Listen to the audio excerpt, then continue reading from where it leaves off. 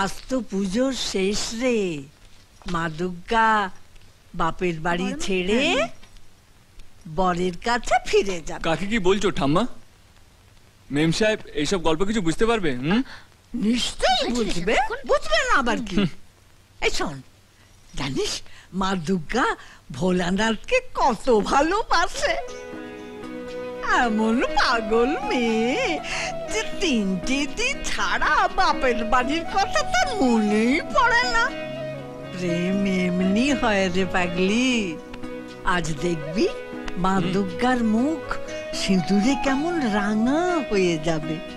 বর যত ভালোবাসে সিঁদুরের রং তত গাঢ় হয়। তাই না? হ্যাঁ, বরণের সময় এই শাড়িটা পরবি, দেখবি কত সুন্দর লাগবে তোকে। শাড়ি? No way. আরে পর না, সীমা কত আনন্দ করে এনেছে। কে শাড়ি পরবে? ও না ঠাম্মা, কিছুতেই না। Excuse me.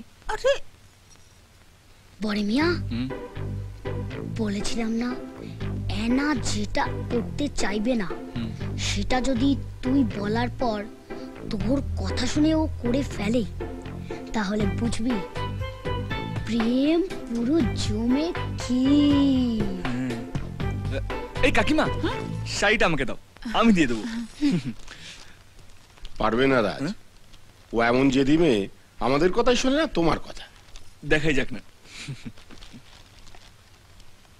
জানো সীমা, অ্যানাটা এমন জেদি হয়েছে, ওর মাথায় যেটা একবার ঢুকবে সেটাই করে ছাড়বে। অ্যানা প্লিজ, তুমিও আমায় শাড়ি পরতে বলো না। তুমি জানো সব শাড়ি টাড়ি আমার বিচ্ছিরি লাগে।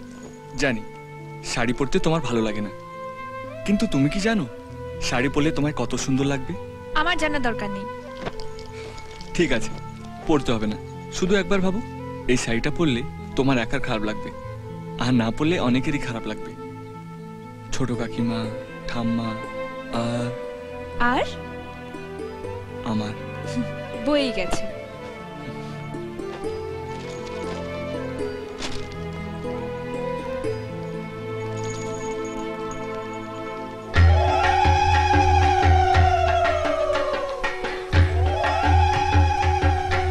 তোর কি মনে হয় রে, অ্যানা শাড়ি পরবে? জানলে কি আর এখানে বসে নখ খেতাম? তোর কি মনে হয়? চাই না রে, তবে ও যদি শাড়ি না পরে আমি তুম করে পড়ে মরে যাব।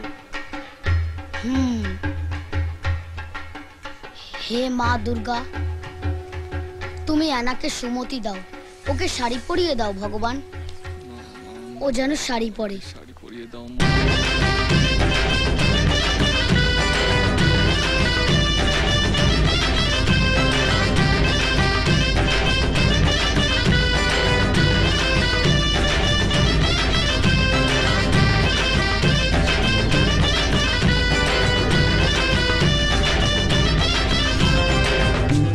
আরে এই পরে মিয়া, কি দেখ না।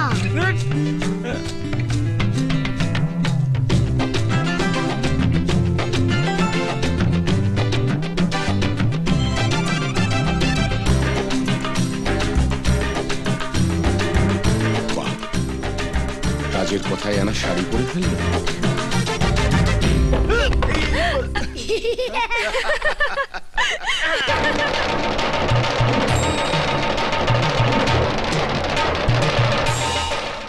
ঢাকের তালে কোমর দোলে খুশিতে নাচে মন, আজ বাজা কাসর জমা আসর থাকবে মা আর কতক্ষণ।